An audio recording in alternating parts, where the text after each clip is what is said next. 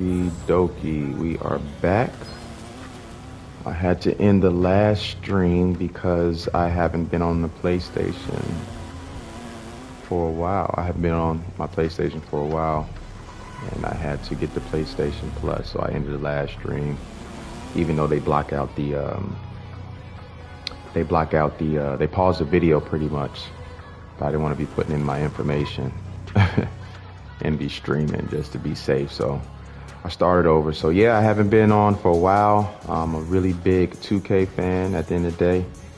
I play basketball in real life as well, and I played 15 years professionally. I currently live in Germany, where I have my own academy or whatnot, Jabstep Athletics. And okay, we jumping right into a game. Okay. And so yeah, definitely enjoy playing the game. And I do a lot of training, do a lot of personal training. And so yeah, man, I wanna start like getting on here talking 2K hoops, 2K and real basketball. And I think next month 2K26 is coming out, so I'm gonna be real tough on the game. So lately it's been kind of dry. I think 2K's been dry because it's towards the end. A lot of people are really they're bored of it. So you know that's how the 2K community is. All right, so we got a squad. I'm the PG. I don't know how this is gonna look because I haven't been playing my career. When I was last on 2K, I was playing more my team. But so I just wanted to get back. I wanted to play and get back into just playing my career a little bit before the new one comes out.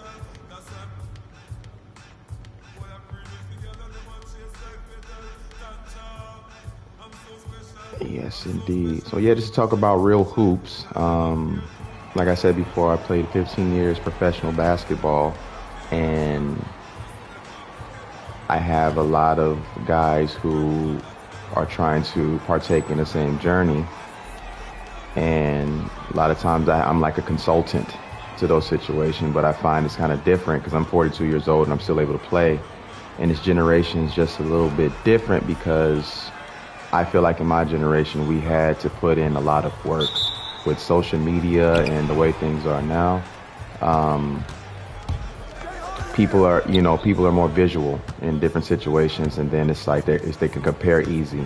Back when guys were top in high school, and you hear about it in newspapers. There was no social media, there was no highlight videos there were highlight videos, but it wasn't big. You didn't know about the guy unless somebody said something about him for real. But now you know about all the best players now because the social media presence is very big. So now what happens with this is now people are comparing and contrasting a lot more. They think that, I score more than this guy, or I did this, so I should be in this position. So it's really different. But what I've dealt with over the summer is a lot of guys, wanting to have an opportunity and just to be on the team professionally, college rank, all that, and I think they have a lot of, I don't want to say delusional, but they have high expectations. Oh man, hold on. I gotta get back into the thick of things with this. So I'm trying to talk and play at the same time. And when you play on this platform, it's random. So there's 10 random guys playing. There's no real chemistry. You have to create the chemistry as you play. And I'm blocking the score. I'll bring it up to you real quick. So yeah, I think a lot of guys feel like they need an opportunity. And let me dunk that real quick. They deserve an opportunity, and I don't think they understand the new business. Basketball is more of a business now. The position that a person has, pass it out, bro. You gotta make that pass. The positioning, you can be a really good player, but if a coach likes somebody else, you may not get that opportunity. And he may not give you the opportunity to play on those platforms. Can you make that pass, number 12? Man. And that's one thing about playing 2K. 2K is totally different than playing basketball. Like, this is a simulation of basketball, but a lot of people don't understand how to play basketball. And it's always funny to me, So it's 2 times in a row where I'm open and the guy runs to the corner to shoot a shot when he could have just made the pass and I had an open shot. Would I have made it? I don't know. It's been a long time. Let me see that. I see you open. So yeah, so like I said before, I deal with a lot of guys that feel like they need an opportunity. And sometimes, you know, no matter how hard you work, you probably won't get that opportunity. So it's like you just have to keep grinding, and hopefully the right situation is for you.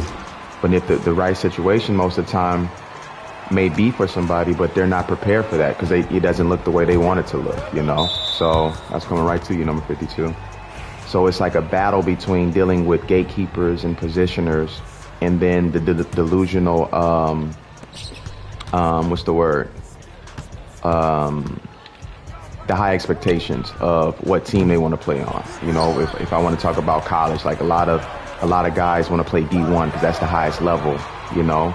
But, you know, D1 is, like I said, college is a business now. Guys are getting big NIL deals, and everybody feels like they can play on that level. But if people are paying millions of dollars for you to come to the school and represent that, then you have to be almost a professional to you know, have a really big name to be in that situation. So a kid may have a good D2 offer, but oh my gosh, he may have a good D2 offer, but he doesn't want to take it because he's seen that his friend is going Division I.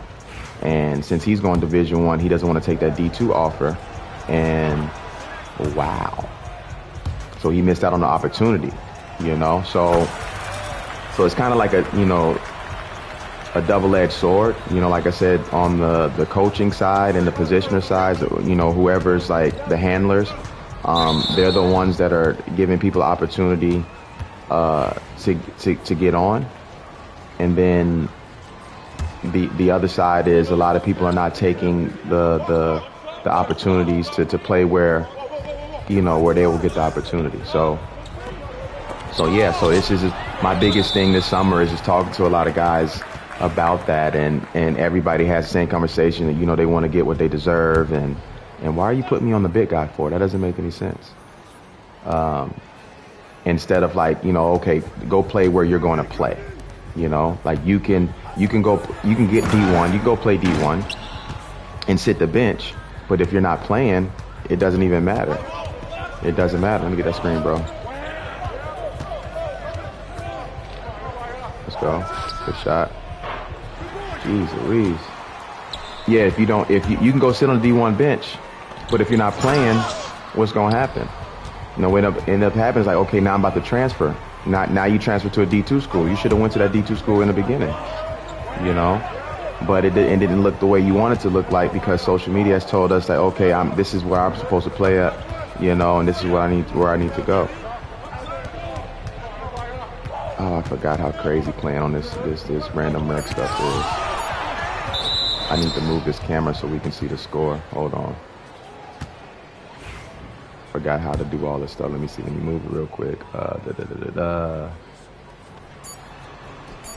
move camera, display. Let's put it right here. Cool. Pretty good. I should make that smaller as well, but it's okay. So yeah, so that's what I dealt with, you know, speaking to a lot of guys about understanding playing is more important than where you're playing at the end of the day. You know, I always use this analogy, you know, if you're a painter but you don't have a canvas to paint on, who's going to be able to see your art? So, you know, make that pass. Have I even taken a shot yet? This is crazy.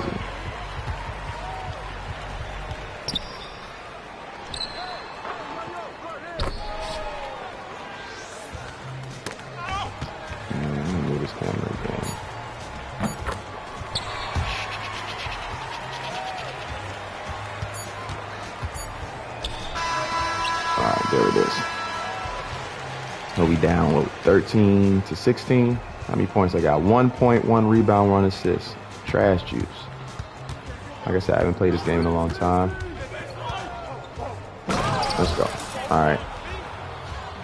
So yeah, so if you're up and coming basketball player, want to play college, make sure you go somewhere where be realistic with yourself. You know, of course you want to aim high, but you got to be realistic with yourself. You know, like basketball is a bigger business now. When I was in college, dang, I just still got my fault. I tried to snatch back. When I was in college, there were situations where if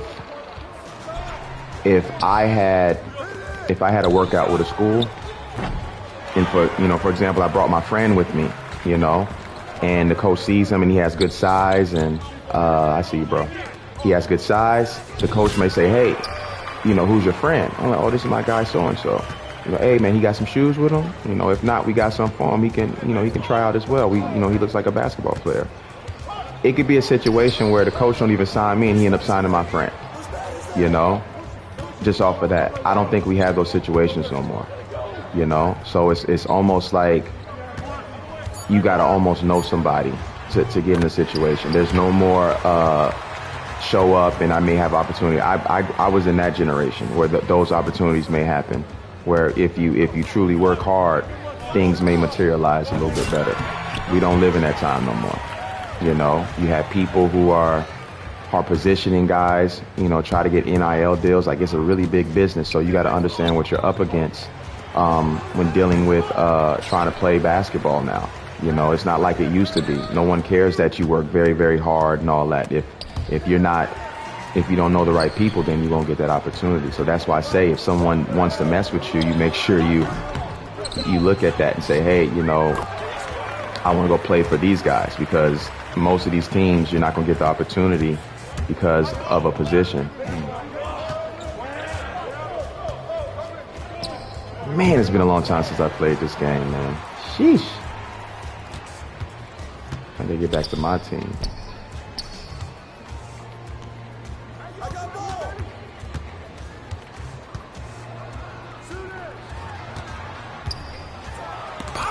Good block, good block.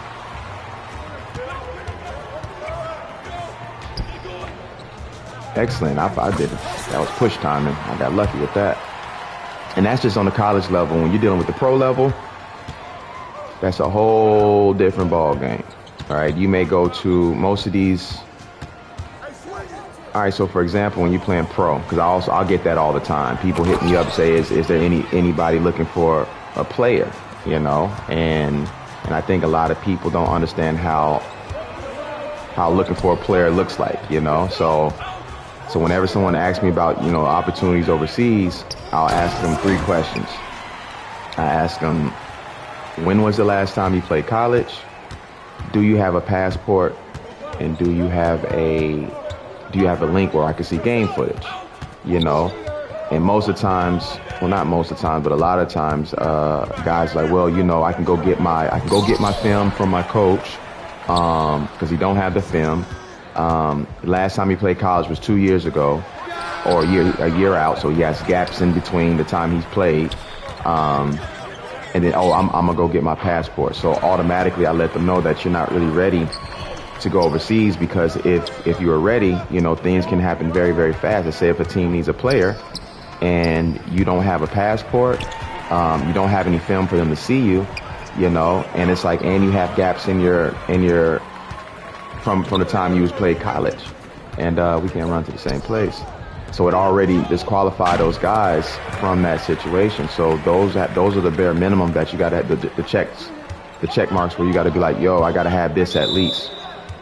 Then even if you do have that, now you're competing against, let's say here in Germany we have, let me see, BBL is the top league, Pro A is the second league, Pro B is the third league. So let's say like Pro B, right? When I first came here, Pro B, you can have I think up to like 4 Americans, but it doesn't make sense to get that many, because you can only have 2 Americans on the court at one time. That's changed now. You can only have 1 American now. And these guys are not gonna pass you the ball no more. I do not know how to play this game no more. Now you're only allowed to have 1 American on the whole team. So when I was playing, I had 3 Americans on my team, and only 2 can be on the court at one time. And with just having 3 Americans on the team, you're competing against everybody, not just Americans, other imports from around the world. Right now, if you're EU, you can play on the team. It's fine. If you're part of the European Union, you can play on the team. But if you're American, for example, you have to beat out the up and coming players that play higher level than you, the players that that already been here. A lot of these European teams they like to deal with players that understand the culture, the country, that's been here before. You know, like if you're a new guy, you're a guy coming from, let's say, Georgia, and you have to be not from just Georgia, anywhere from the States, and you've never been to Europe, you got to get acclimated to the lifestyle. And a lot of times, a lot of coaches are not trying to get that. They're not trying to. Let me get that real quick. That's all I can do right now is dunk. A lot of coaches don't have time trying to teach you how to, if they get you a car, how to drive manual shift.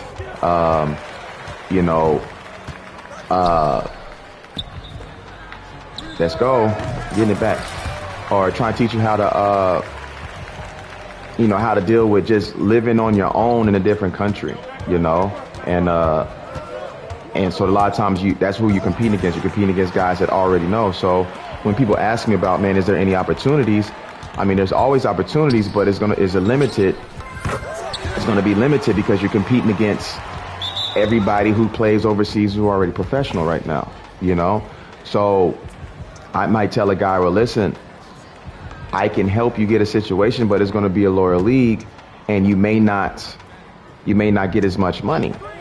Oh man, no, I can't go out there, man, because I got this, and this, and I got to start making like that. I'm like, bro, you got to show yourself. You're not going to come out here out the gate making a whole bunch of money. It's not like that. No one's going to invest in you, and just throw you a whole bunch of money. They got to insure you. That's also, insurance, all that other stuff. In Germany, insurance is very high. So when they're grabbing these players, when you're joining these teams, they got to insure you. They basically saying, we're responsible for this guy and all that. So if you don't have, let's say if you're not a professional guy, that means someone's investing in you, and they're giving you this money, but yet you're not professional. You're late to practice, all the other stuff. So a lot of times these teams are taking a gamble. So it's very difficult for them to just deal with just any new player.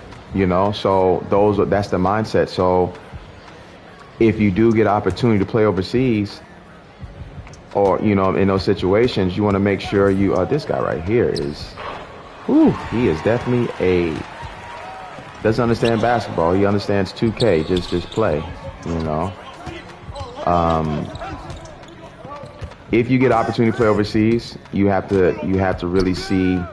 You got to understand that you may not get the money that you want. You may not play in the country that you want. You may not, it's like you have to show yourself. I go back to my analogy, like, with the canvas, if you're a painter and you don't have a canvas to paint on, then no one's going to know you, So if you do, let's say like when I first started, when I came overseas, I was writing all these agents, and they'll say they have this, but nothing would happen, So me and my friend, we let me dunk that real quick.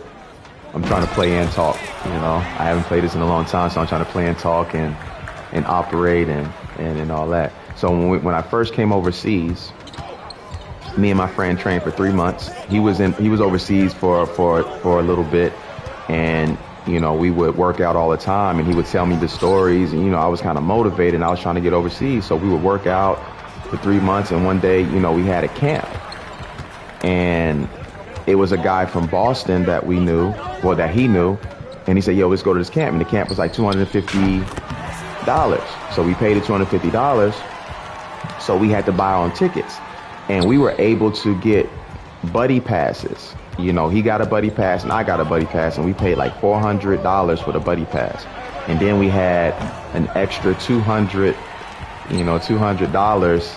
to be able to, because the camp was only for 5 days, pretty much. So we had $200 to be able to hold us over. We were grinding. We didn't have no money, for real. So, but we had a dream of getting overseas. So as soon as we get overseas, you got to convert the U.S. dollars to euros. So that $200 go from 200 to 130 euros, right? So, it's like, dang, we feel like, man, we just lost 70, you know what I'm saying? But the euro was the euro was high back then. For example, if if they gave me 1,000 euros, I can bring back $1,500. Back then, that was like in 2008. So it went from $200 to 130 euros. So now when we get to the camp, there's no camp. There's no camp. The guy pretty much had us out there, and he was out there looking for teams. So pretty much it was me, my guy, and then 2 other guys, right? So we got there November 2008. Yep, November 20th, 2008. And we got there. It was me and my homeboy that trained 3 months. And then, let me get that real quick. 1 second. Let me get fancy. So when we got there, 2 other guys end up showing up with us, right? So after a day or so, you know, we'll see the guy who organized it. He's on a computer, and we're trying to figure out, okay, when the camp is. So basically, we were just knocking on teams' doors, right? So we went to one team, and we worked out with them, and you know, after 2 days, the other 2 dudes end up leaving because they're like, yo, this is BS, you know? So it's me and my homeboy. And first, I started to get upset because I felt like we got, you know, my family invested in this stuff, and it's like, you got us out here on some goofy stuff, right? So I was mad, and my homeboy, who knew him, he was on chill mode at the time. You know, he wasn't like, you know, he tried to stay confident, right? So we end up going to one place, and the team was like, you know, let us know, you know, what's going to happen or blah, blah, blah, you know, because they already had American or 2 on the team. And this is like Regional League 1. I mentioned earlier, BBL, Pro A, Pro B, and then it's Regio 1 and Regio 2. I think they might have been Regio 2. I don't know, for real. So we end up, now my homeboy gets frustrated with him, you know, and now I'm just like, yo, we kind of got to chill because we don't want homie to leave us out here and we're messed up. So I was contacting agents, you know, and the guy was contacting agents as well. And so we end up getting a situation where they needed a guard. They needed a guard.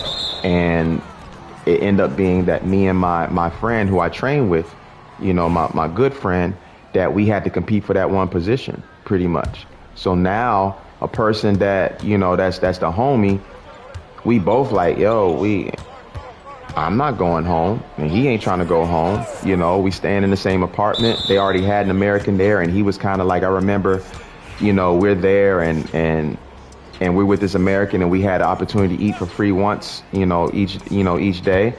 And we were trying to walk with this American, and he was just walking like, he wasn't even walking with us. He was like walking extra fast, wasn't trying to, you know, communicate or none of that stuff. And we like, yo, why this dude so weird? You know what I'm saying?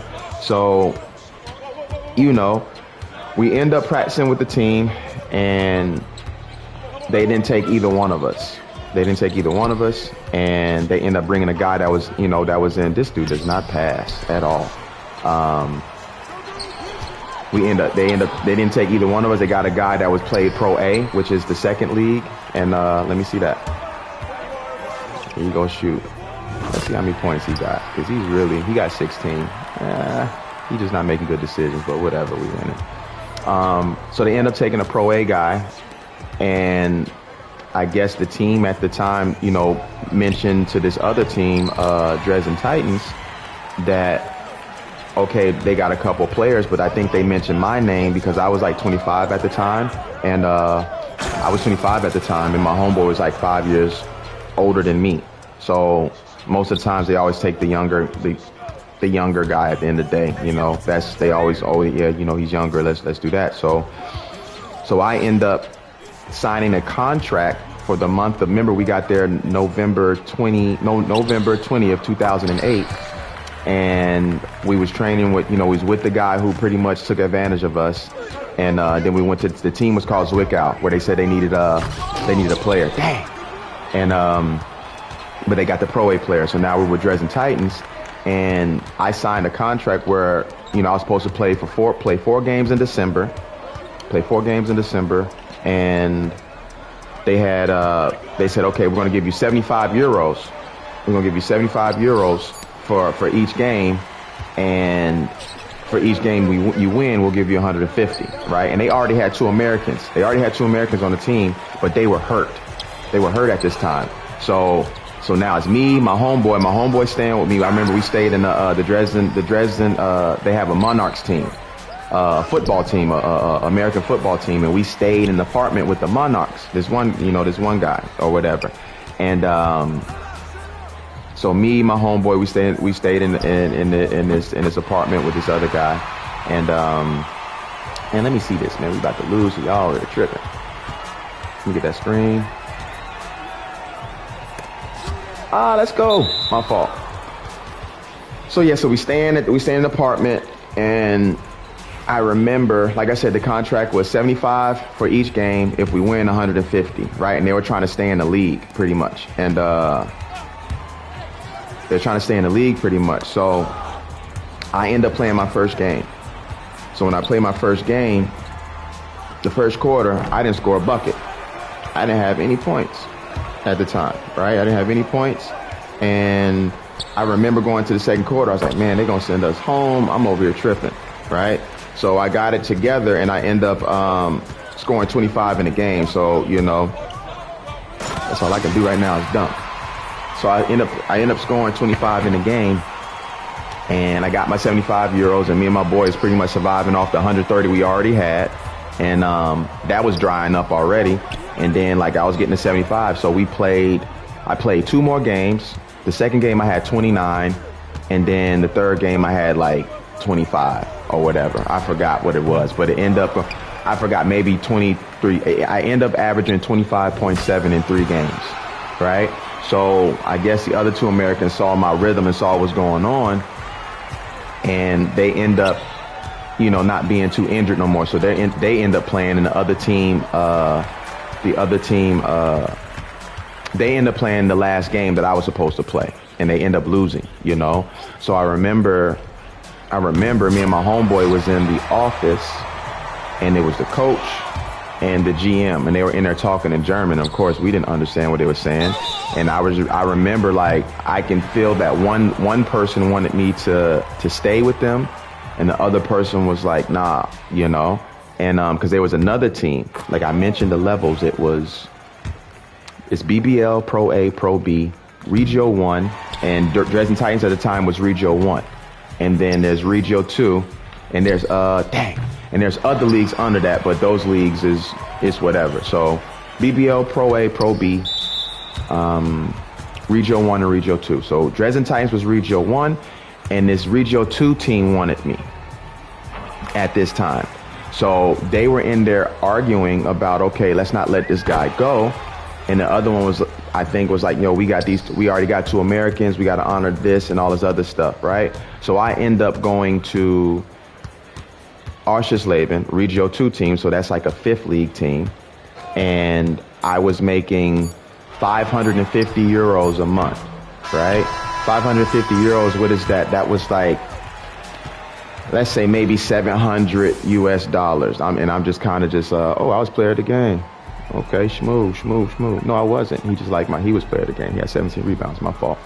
So I end up making 550 euros, which is let's say 700, maybe 700 US dollars, right? Which is nothing at the end of the day.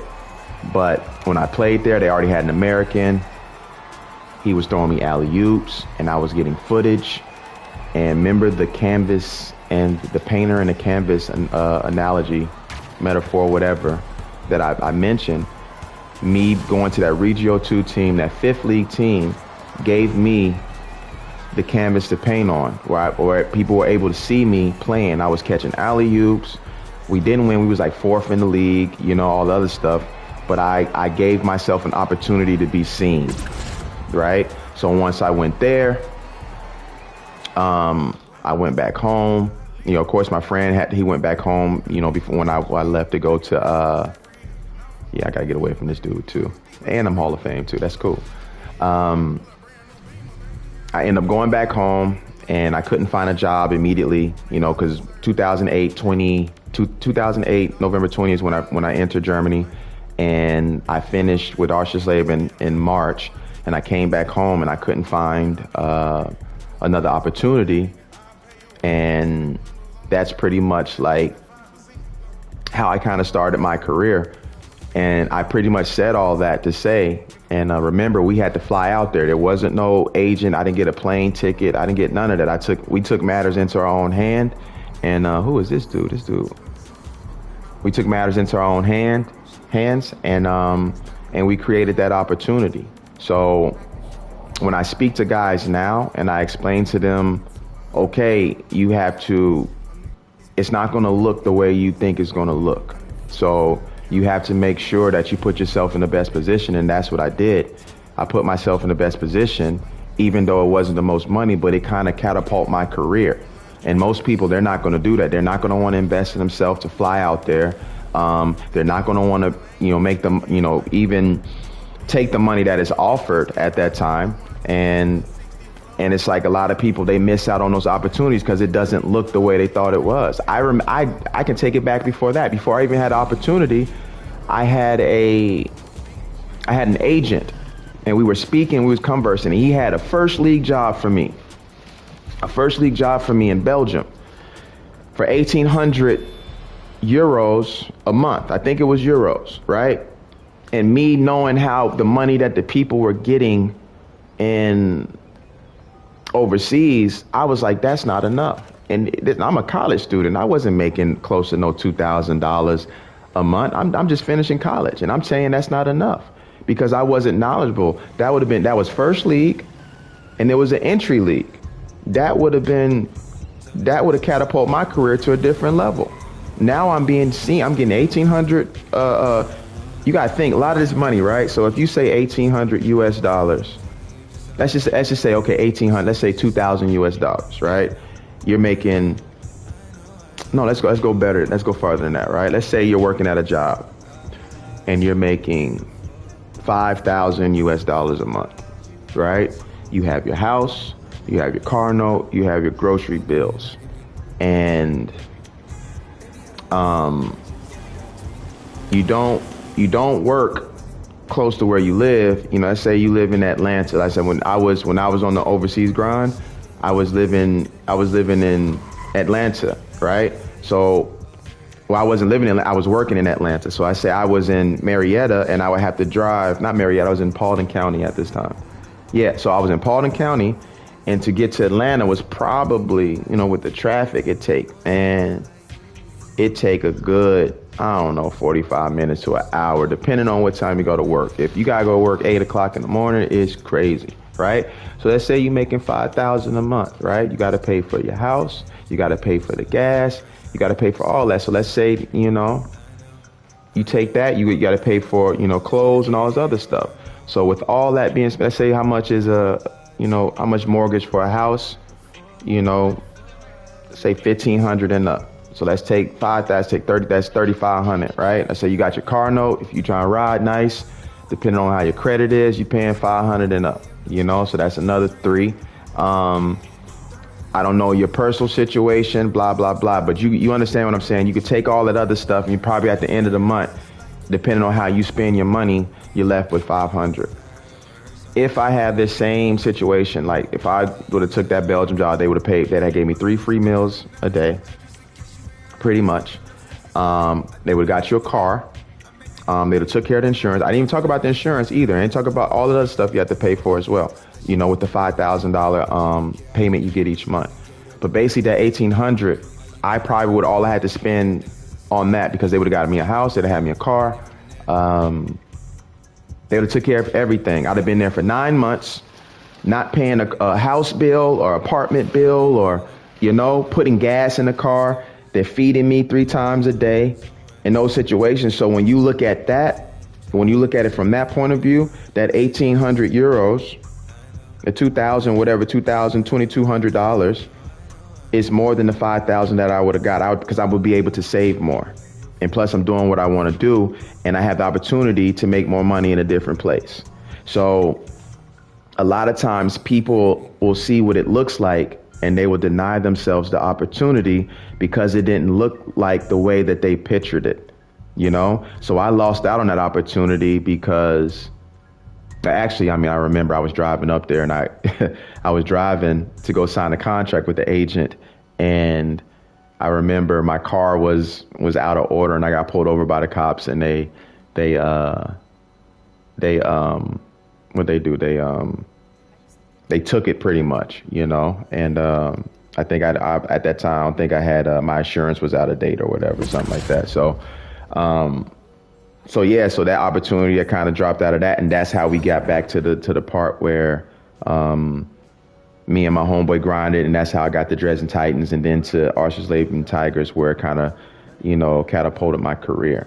So I said all that to say is most people, if it doesn't look a certain way, if they're not going D1, if they're not making a certain amount of money, if it's not the area that they think, you know, they're going to not even look at it like as an option. They want to do something different. But my biggest thing is you have to put yourself out there.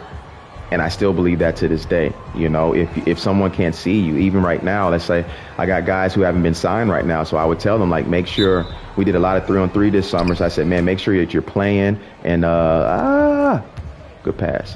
Make sure that you're playing and good pass. Make sure that you're playing and you're being seen. You know, that's the best thing about social media right now. People will forget about you.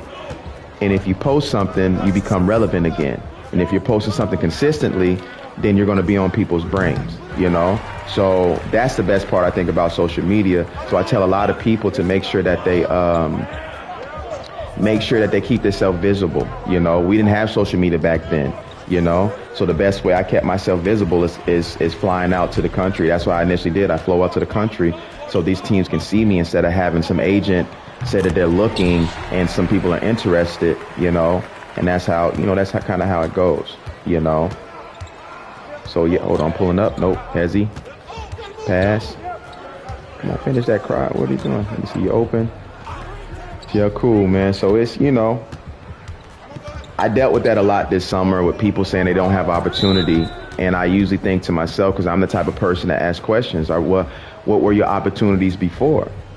Well, yeah, you know, I had this opportunity, but it didn't align with what I wanted, you know. And it's just like, I get that you guys want certain things. All of us would love to have $1 million living on a lakefront or some situation like that, you know. All of us would love to have that, but there's different steps that we got to take to get to that. You know, you just can't just like, this is what I want.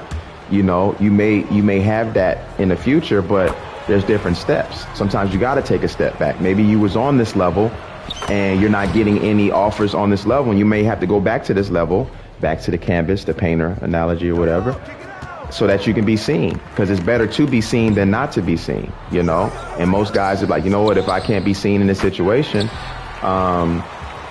then I'm just not going to be seen at all. But then if you're going to take that route, then you can't complain about, then you have to wait. You have to wait and see. So I'm a big advocate of pretty much playing where someone wants you, you know, and giving you opportunity. You know, of course you don't want to be playing nowhere for free or really putting yourself in a bad situation. I'm not telling people to do that, you know, but sometimes you have to pay attention to the opportunities, and even though if it don't look the way you think it's supposed to look like, you know. Oh, give me one more pass. Oh, a good shot. All right. We rotate that, you know. So yeah, man, that's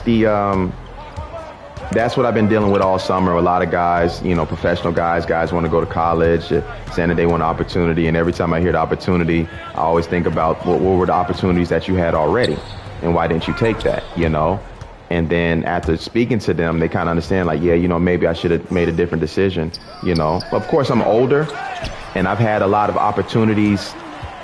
I've already made those mistakes. I can think of so many situations where I had an opportunity, but it didn't look the way I wanted to look. And Drew, I got to pass that. It didn't look the way I wanted to look, and I missed out, you know. So now that I had those situations, I'm able to bestow that wisdom, be like, yo, this is, you might not want to, you know, mess up this type of opportunity, you know, even though it doesn't look the way you want it to look. I can give an example of one of the situations where I remember I was 30, 33 at the time, and I got to figure out who. Yeah, I was 33 at the time, and I remember this team, Chemnitz. They needed a practice player, pretty much, you know, and so yeah, so the agent I had at the time, he put it together. So now I'm practicing with this team, and it's Pro A team, right? So it was my first time on the Pro A team. So I'm practicing, and they was waiting for. They had this Polish guard that was with the national team at that moment. So I was pretty much going to be there until he got there, right? So I'm the old dude, pretty much. I'm 33 years old, and I'm practicing, and I remember at that time, you know, it's crazy because my stepdad said when you get older, you know, the knees and all this other stuff, and it's going to start hurting and stuff. And a lot of times I don't allow people to get in my head, you know, when they talk about the old stuff. So during that time, you know, I was like on the verge of like, you know, retiring, and, you know, I was taping my knees up to make sure everything was straight, and trying to make sure that my knees was good. So I would tape it up. I had kinesio, and I was kind of nervous because when I was with this team, I said, man, I hope they don't have us running like crazy, you know, because I don't want to, I got a green nose. I don't want to injure myself, right? So when I started practicing with the team, I felt that my legs were getting stronger, and I didn't need the tape on my knee and stuff like that. So now I wasn't wearing any tape or any of that, you know, and I was getting better. And there was a really good coach. He's still there. Really good coach. Probably the best coach I've ever seen in my life, ever dealt with, ever been around, right? And past that corner. So, yeah, so I think throughout that month, you know, I was getting better. I was feeling good. You know, I was on the verge of like retiring because, you know, playing this overseas basketball is real toxic, you know, dealing with different teams and professionalism. So I was kind of just like, man, you know, oh my goodness, I got clipped out.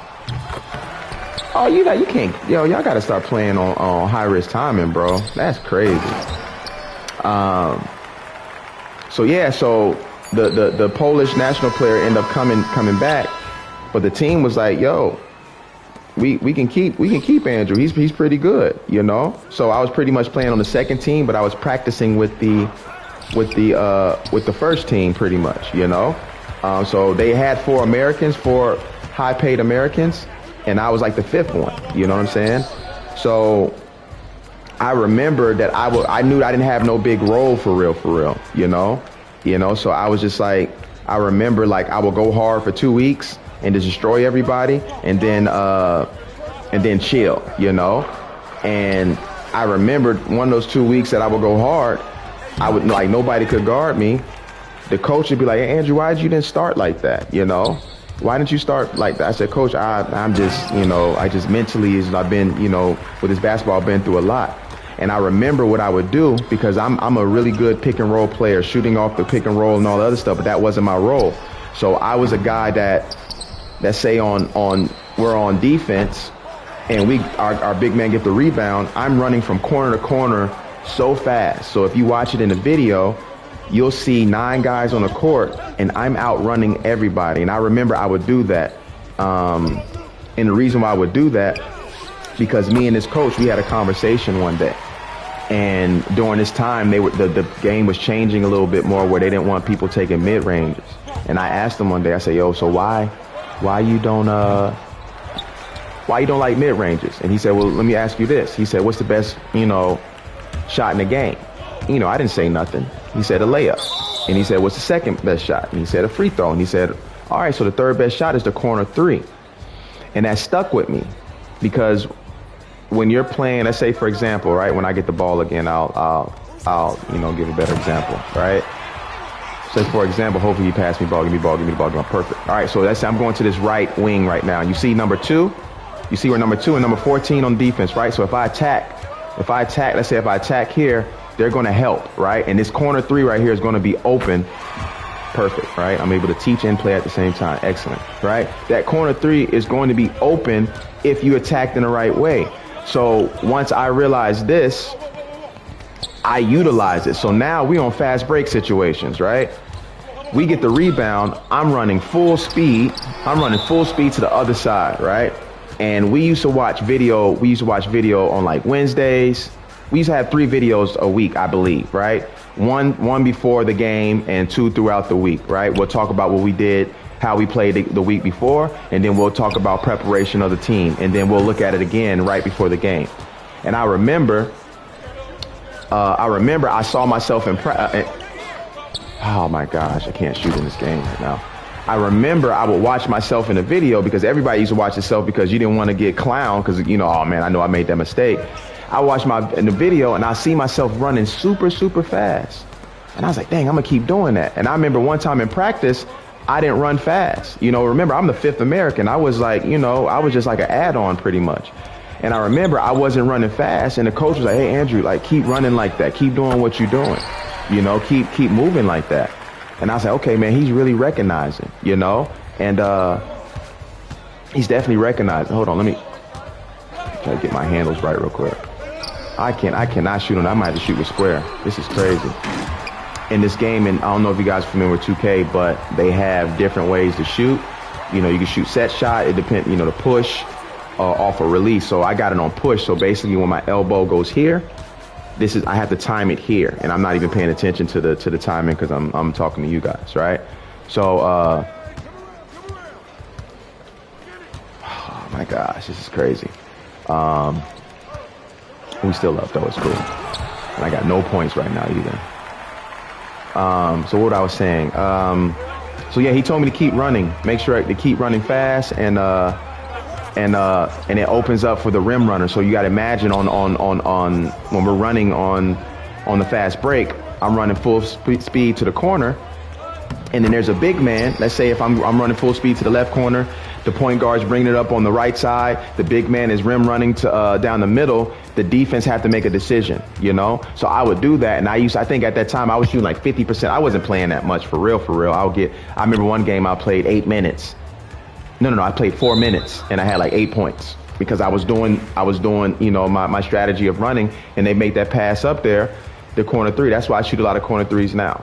When I'm on Instagram, I do a lot of videos. I shoot a lot of corner 3s, because I teach my players to attack the weak side, you know, because the defense has to rotate, and if they don't rotate, then we have an open layup. So, you know, so I would have those spurts. So then I said, you know what, let me take this a little bit more serious. And I remember the coach would ask me like, hey, I like the way you play, but I want you to watch this guard here.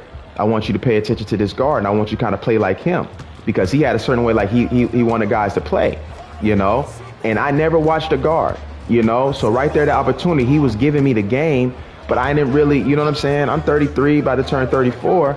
He was pretty much telling me like, yo, if you rock out like this, you know, we can use you, you know. And I didn't finally understand that until the end of we missed the playoffs by one game or so. And are we losing right now? We are. We missed the playoffs by 1 game, and I remember I wrote the coach, and I was like, hey man, you know, I'm here over the summer. I definitely want to rock out with you. But at that moment, he's like, yo, he got to revamp, and he said, no, good luck to you and all other stuff, because he's an ambitious coach. Right now they're in BBL, and I think they're playing Euro Cup, and they're doing really, really good. But I saw that in him already, and I messed up an opportunity to play, you know, like, because the city is like maybe an hour away from where I live right now. And, you know, I'm still able to play. I'm still moving. I probably could have been on that top league. I didn't play top league here in Germany. I probably would have been in that position at least, you know. So, and that's what when I speak to guys now, that's why I tell them, like, you have to take advantage. You have to take advantage of your opportunities, even if it doesn't look the way you think it's supposed to look, you know. So, I mean, of course, as you get older and you have those experiences, you understand that now. So a lot of times when I speak to the younger generation, they don't see it. And I'm like, yo, I'm sitting here, I'm telling you what it is. You gotta, oh my gosh. Man, this is crazy. So yeah, so I try to tell them, I try to give them that information and let them know, like, yo, that the window of opportunity is not going to be open that much. Some of us get bigger windows and more opportunities, but at the most part, like, that window is very short. And once you don't take that opportunity, you don't get it again. You know, I can definitely say that I have so many, a lot of doors open for me. You know, I'm very blessed.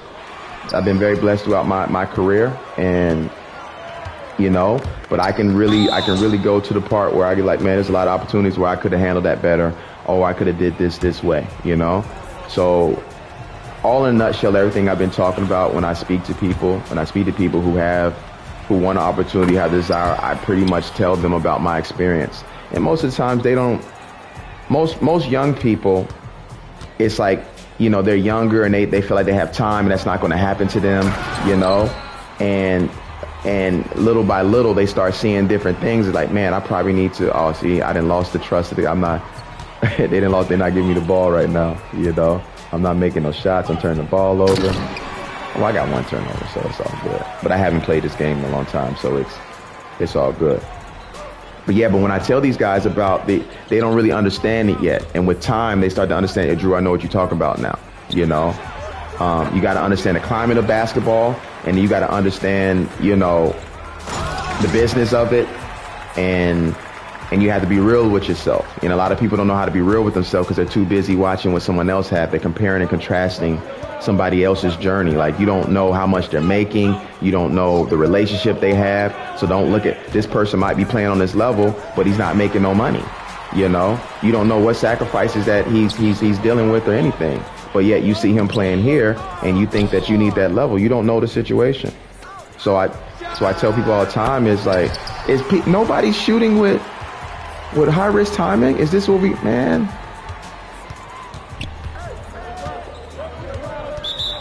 Nah, that's crazy. Player percentage shooting is crazy. So yeah, so that's what I dealt with the whole summer, is everybody wanted an opportunity, wanting to play, and, you know, and not really understanding the business, not understanding their opportunities, and good pass out. And me being, you know, one of the OGs in the game, I kind of, you know, I try to bestow that wisdom and let them know, like, don't let your window of opportunity, you know, pass by because you want things to look a certain way, you know. And I try to be that person who, damn, bro, I can't get nothing. It's one of those games. I gotta accept it. I'm not really good at this game right now, so. Like, it's crazy. Blocking my shot. Like a 99 dunk. So yeah, so that's that's what we dealing with right now. You should have shot that already. I brick my shots. Oh, that's your name. The finish. So yeah, so I speak to a lot of guys and I tell them, man, just make sure that you know, keep it real with yourself. Understand the situation, and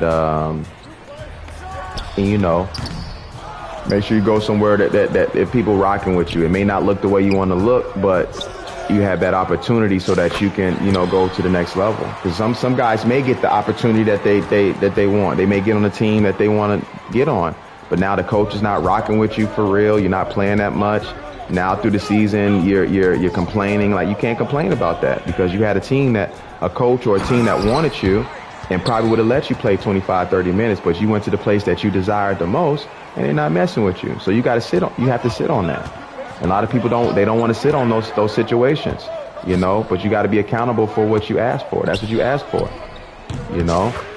So yeah, but, you know, being a basketball player, well, it's not just basketball, it's a lot of stuff in life. But as a basketball player, we like to say basketball is life, you know? So you definitely got to make sure that you pay attention to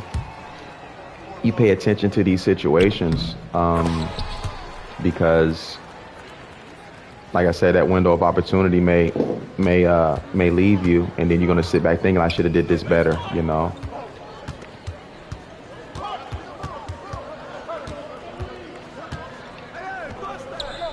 Do you shoot or not?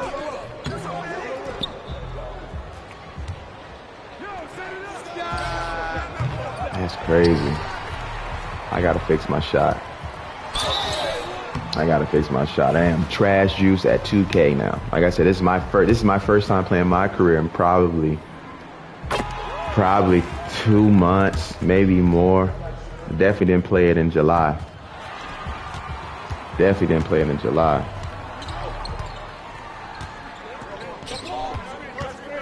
So yeah, but if you're trying to it's late again. But if you're definitely trying to get on, you know, if you're really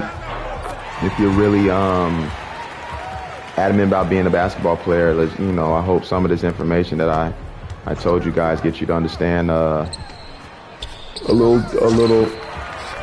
the basketball world, just understanding the basketball world. And things are not going to always look the way you expect it, you know, but you got to, you know, put yourself in a position so that you can be seen, so you can have a better opportunity to get what you expect. I green that though. That's crazy. That's crazy. I got 2 points. Let me try to get up to 15 real quick. Ain't gonna do it like that. Ain't gonna do it like that. Let me see how long I've been streaming right now.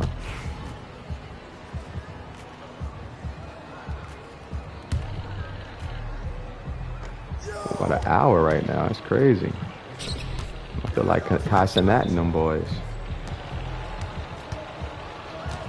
It's all good though. But I want to kind of do these little, you know, I enjoy the game. 2K26 is coming about when I'm gonna start doing these 2K hoops, talk hoops and all other stuff, you know. Get that information out there. I wish I could give you guys better let's go. Let's go. Let's go. Don't pass that. I told you I want to get up to, I gotta get to 15 points. I got 7 assists. Was it 1 turnover? 17% from the 3. Don't jump, my boy.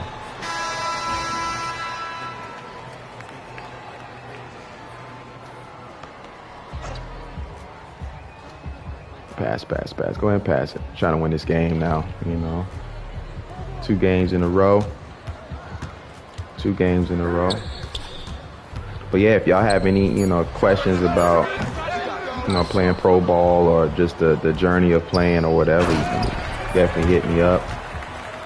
You know, try to get that information out as much as possible. Come here. I need those. So yeah, man. But I will say, you know, I definitely enjoy the game, being able to play. I've been playing, like I said, I've been playing professionally since 2008, pretty much. Get that pass. Oh, almost. He needs that. Come on, one pass. Good pass. Right now, I'm doing a lot of 3-on-3.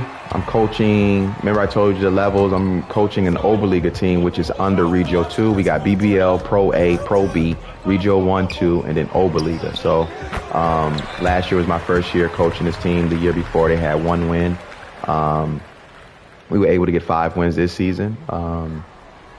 So you know, I want to kind of like put them in a, you know, I want us to have, I got higher goals from this year. I want to be at least top 4. It's going to be difficult. And so I coach and I play as well, you know, try to stay in shape. Give me that. Thank you. I got to make though. That's all I need. I got to start paying attention to my elbow, to the push.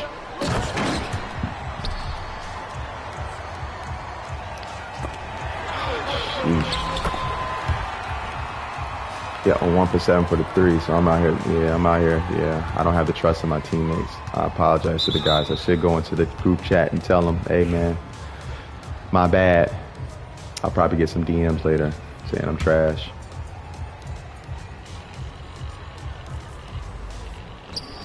But it's okay. It's just a game. It's just a game. Alrighty.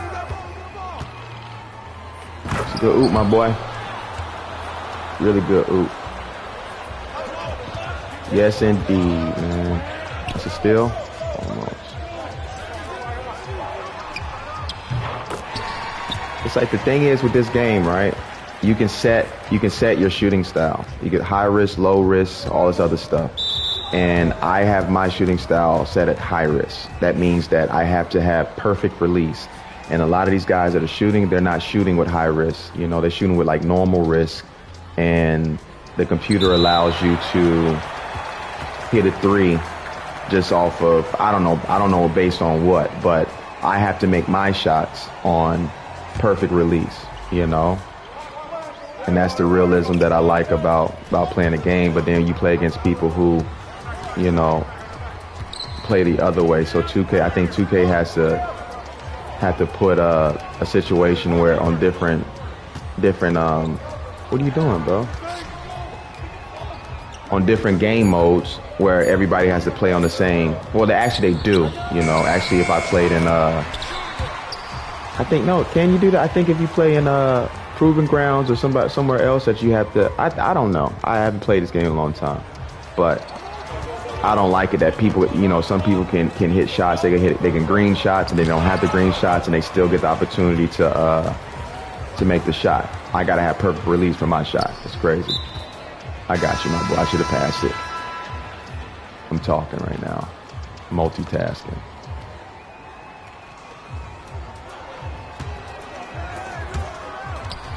So yeah.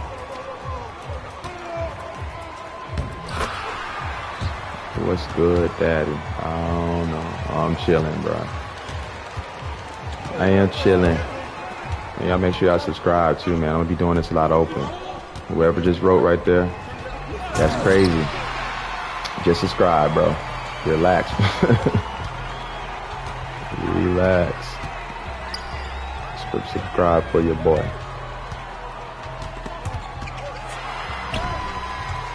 I get it, man. I'm trying to figure this game out again, man. I'm just talking 2K and hoops, man, right now. That's all I'm talking. Oh, we down 5. We down 5. Let's go. Pull up. The rebound. Ooh. Hey, whoever watching, man, y'all go ahead and subscribe for your boy. Ugly dude, I'm married. I'm married, man. But you can subscribe for your boy, though. Good shot.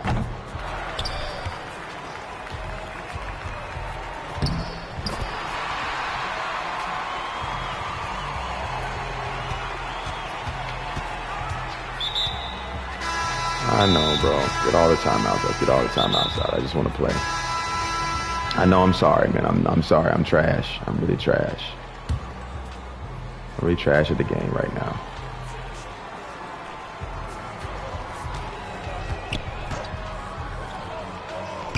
Boy, hit you with the dirt and the whiskey.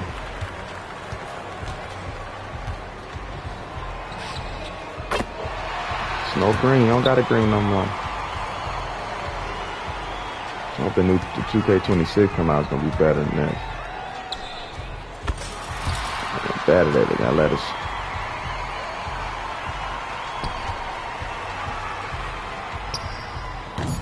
But yeah, if you guys are on for the stream, definitely enjoy playing and talking. Probably about to shut it down for now. I think I've been on for about an hour and some change or whatever. So, but we lost this game. But yeah, definitely enjoyed communicating. You know, if you get a chance, hit that subscribe. Oh, I dropped back down. It's all good. It's all good. So yeah, I'm about to get up out of here, man. What I shot 2 for 9. Terrible. It's okay though. We good. Like I said, I haven't been on this for a while. Waiting for 2K26. Waiting for 2K26. We got opportunity. All right, peace for now, everybody.